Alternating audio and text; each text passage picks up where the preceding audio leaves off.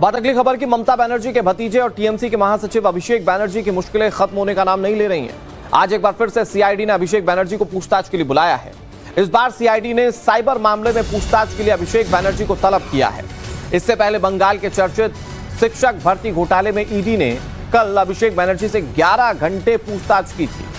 सोमवार को अभिषेक बनर्जी सुबह 11 बजे ईडी दफ्तर पहुंचे और पूछताछ के बाद करीब रात में 10 बजे वहां से निकले। अभिषेक बनर्जी आरोप लगा रहे हैं कि विरोधी पार्टियों को परेशान करने के लिए भारतीय जनता पार्टी ईडी का इस्तेमाल कर रही है। अभिषेक बनर्जी का आरोप यह भी है कि बीजेपी विपक्षी पार्टियों को तोड़ने की साजिश रच रही है, लेकिन अभिषेक कह रहे हैं कि वो इसमें कामयाबी हासिल नहीं कर पाएगी। अभिषेक बनर्जी अपने स्तर पर कह रहे हैं कि वो बीजेपी के सामने नहीं झुकेंगे। हालांकि वो जितने भी आरोप लगाएं कि ईडी का इस्तेमाल बीजेपी कर रही है, परेशान किया जा रहा है। कल शिक्षक भर्ती घोटाले मामले में उनसे पूछताछ की गई, आज फिर उन्हें पूछताछ के लिए समन भेजा गया और आज भी उन्हें पूछताछ के लिए जांच टीम के सामने पेश होना होगा। यह मामला साइबर मामले से जुड़ा हुआ है और इस पर अभिषेक बनर्जी को आज पूछताछ के लिए बुलाया गया है।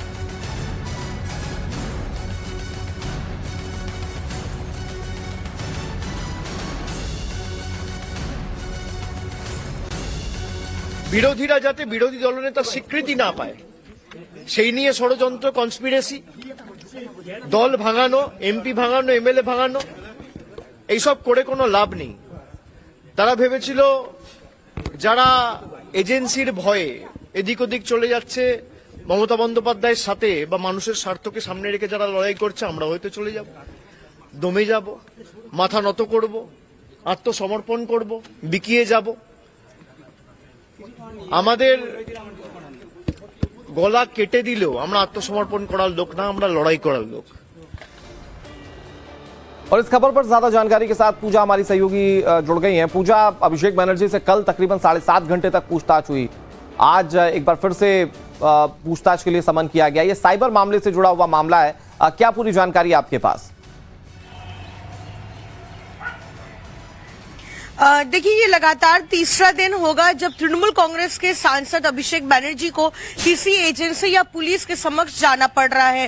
आपको बताते हैं, रविवार को भी सीआईडी दफ्तर गए थे अभिषेक बनर्जी, भवानी भवन पहुंचे थे और वो केस था फर्जी हस्ताक्षर मामला। और कल ईडी ऑफिस गए थे और जब वहां पर उनसे लगातार 11 घंटों तक जो है पूछताछ की गई और वो प्राइमरी रिक्रूटमेंट स्कैम के सिलसिले में पूछताछ की गई। लेकिन आज लगातार तीसरे दिन पर अभिषेक बनर्जी को सीआईडी दफ्तर जाना होगा, भवानी भवन जाना होगा और ये केस है साइबर मामला, जिसमें उन्होंने चुनाव प्रचार के दौरान ये बयान दिया था कि 4 मई के बाद डीजे बनेगा। यानी कि कहीं ना कहीं एक तरीके से धमकी दे रहे थे कि 4 मई के बाद जब तृणमूल कांग्रेस जीत जाएंगे तब वो डीजे बजाएंगे। और इसी को लेकर जो है विधाननगर पुलिस कमिश्नरेट में एक कंप्लेंट दर्ज हुई थी और उसके बाद सीआईडी ने इस मामले की जांच शुरू की, जब सीआईडी ने टेक ओवर किया ये पूरा केस। लेकिन आज लगातार ये तीसरा दिन होगा जब अभिषेक बनर्जी को फिर एक बार पुलिस के समक्ष जाना होगा। इससे पहले रविवार को भी हमने देखा था कि सीआईडी दफ्तर में घंटों तक पूछताछ की गई, कल ईडी दफ्तर में 11 घंटों तक जो है उनसे पूछताछ की गई और आज भी सीआईडी के जो ऑफिसर्स हैं वो उनसे इसी साइबर केस के सिलसिले में पूछताछ करेंगे। ठीक है पूजा, एक बार फिर से आपका रुख करेंगे, लेकिन ये बड़ी खबरें लगातार जारी है जो पश्चिम बंगाल की सियासत से जुड़ी हुई हैं। ममता बनर्जी से बगावत करने वाले टीएमसी के 20 बाकी सांसदों ने क्षेत्रीय पार्टी एनसीपीआई में विलय के ऐलान के साथ स्पीकर ओम बिरला से अलग बैठने की व्यवस्था की मांग की है। अगले महीने संसद का मानसून सत्र है, उससे पहले सबकी नजर स्पीकर के फैसले पर होगी। सूत्रों के हवाले से बड़ी खबर यह है कि एनसीपीआई के अध्यक्ष शिवली कुंडू ने 28 मई 2026 को पार्टी की प्राथमिक सदस्यता के साथ साथ अध्यक्ष पद से भी इस्तीफा दे दिया था। इसके बाद एनसीपीआई की पॉलिटिकल अफेयर्स कमेटी ने काकोली को पार्टी का निर्वाचित अध्यक्ष घोषित किया है। काकोली घोष को 31 मई को एनसीपीआई ने अपना अध्यक्ष चुना था। यानी कैसे टीएमसी से अलग होना है, इसकी रणनीति बहुत पहले तैयार हो चुकी थी। आपको ये बता दें कि 18 मई 2026 को काकोली घोष दस्तीदार ने टीएमसी से किनारा कर लिया था। इससे पहले खबर आई थी कि एनसीपीआई के भीतर इस विलय को लेकर भ्रम की स्थिति है, लेकिन अब स्थिति क्लियर है। जो बागी गुट है, संसदीय बागी गुट टीएमसी का, वो एनसीपीआई के साथ विलय कर चुका है। सांसद माला रॉय है जो कल ही जो है मर्ज हुए हैं एनसीपीआई में। दीदी, कल आपका मर्जर हुआ है, जो बोलेगा सुदीप बंदोपाध्याय बोलेगा। लेकिन क्या वजह रही कि आप टीएमसी से निकल गए? कोई वजह तो रही होगी, क्या कोई दिक्कत थी पार्टी में? डेवलपमेंट के लिए, भारतवर्ष का डेवलपमेंट, बंगाल का डेवलपमेंट के लिए किया। कोई समस्या थी पार्टी में जिसकी वजह से आपने जो है मर्जर किया?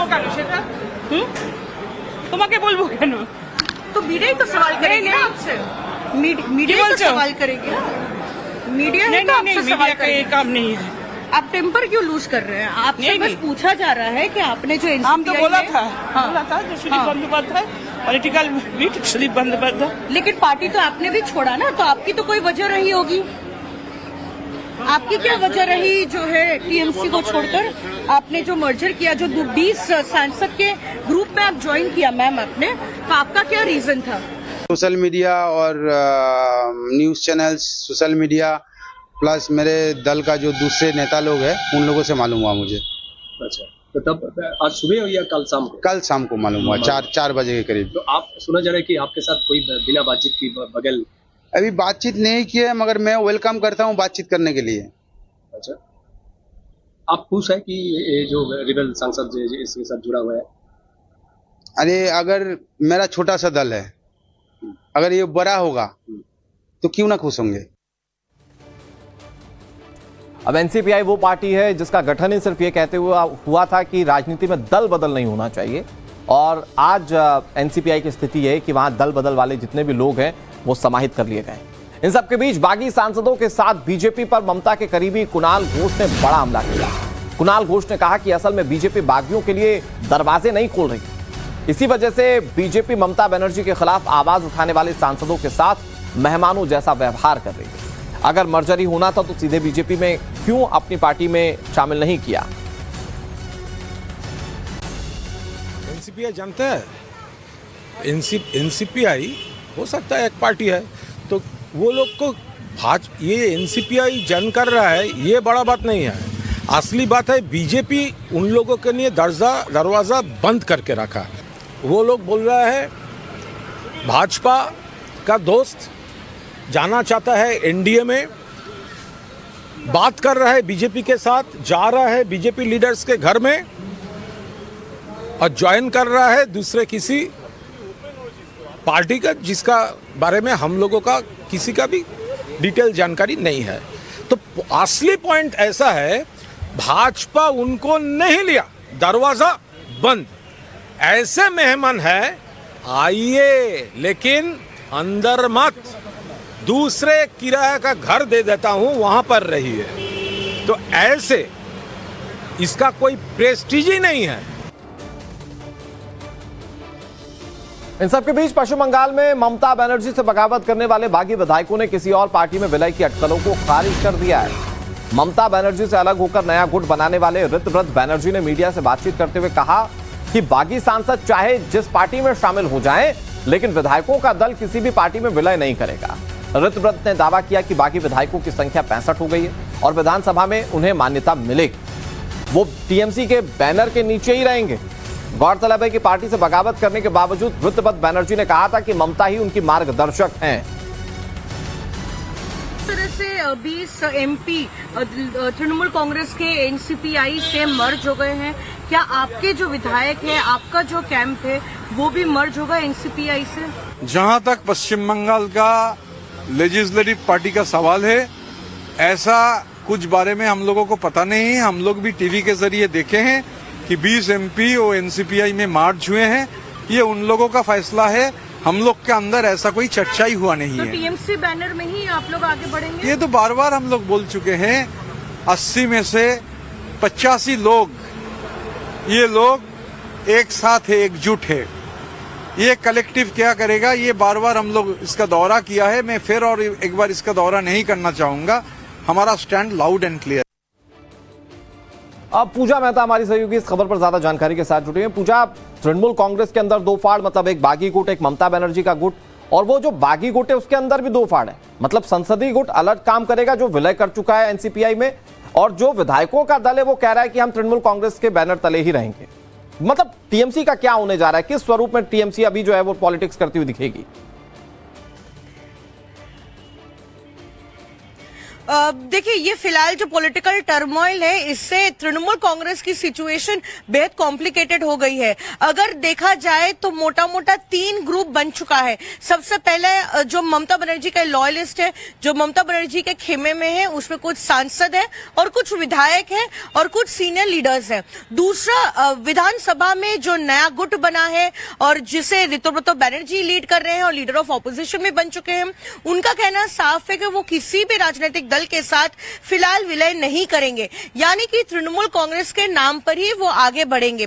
वहीं अगर देखें दूसरी ओर संसद की अगर बात करें तो लोकसभा के 20 तृणमूल कांग्रेस के बागी सांसद जो विलय कर चुके हैं एनसीपीआई में, उन्होंने ये साफ कर दिया है कि वो एनडीए को सपोर्ट करेंगे, यानी कि पार्टी एक और उसमें ग्रुप बन गए हैं 3। ऐसे में आने वाले दिनों में कौन सा गुट जो है पार्टी का पार्टी सिंबल और साथ ही नाम क्लेम करेगा और किस तरीके से करेगा, इसे देखना होगा। लेकिन वो संसदीय गुट अलग हो चुका है पूजा, तो मुझे लगता है कि अब जो वो विधायकों वाला गुट है और जो ममता बनर्जी वाला गुट है, सारा नेगोशिएशन शायद अब उनके बीच में ही हो। बहुत शुक्रिया, नजर बनाए रखिए पॉलिटिकल तमाम हालातों पर, आपसे तमाम जानकारी आगे भी लेते रहेंगे पूजा। लेकिन एक बड़ी खबर और पश्चिम बंगाल की सियासत से जुड़ी हुई, तृणमूल कांग्रेस के नेता कुणाल घोष को जनता के आक्रोश का सामना करना पड़ा। इस बार अंडा अटैक का सामना किया कुणाल घोष ने। अंडा फेंकने की घटना उस समय हुई जब कुणाल घोष ममता बनर्जी के घर से निकलकर पत्रकारों से बातचीत कर रहे थे। इस दौरान एक शख्स ने अंडे फेंक दिए। टीएमसी नेता कुणाल घोष पर अंडा फेंके जाने के बाद पार्टी ने बीजेपी के खिलाफ हमला बोला है। बीजेपी पर विपक्ष की आवाज दबाने का आरोप लगाया गया। ममता बनर्जी के चुनाव हारने के बाद यह पहला मौका नहीं है कि जब टीएमसी के नेता अंडा अटैक का सामना कर रहे हैं। इससे पहले अभिषेक बनर्जी पर अंडे फेंके गए थे। इसके अलावा कई दूसरे भी नेता थे जो इसी तरह से अंडा अटैक का सामना कर चुके हैं और अब कुणाल घोष इस लिस्ट में और जुड़ गए जिनके ऊपर अंडा अटैक किया गया। शोभनदेव चट्टोपाध्याय, कल्याण बनर्जी, मदन मित्र, विमान सीनियर लोग यहाँ पर थे, तो अगर कोई दूसरा सीनियर लोगों का ऊपर ये क्या हो रहा है? ममता दीदी का घर में तो कोई नहीं आएगा, ये क्या है? हम यहाँ से रास्ते से जा रहा है, हम यहाँ से निकल रहे हैं, हम क्यों खड़ा हुआ? मैं तो आप लोग का रिक्वेस्ट में, पहले मैं क्या बोला, आज कोई बोलने का कुछ नहीं है, तो आप लोग रिक्वेस्ट किया, मेरे खड़ा हो गया। ये क्या मेरा दोष है? আপনারা দয়া করে এই জনরোষ আর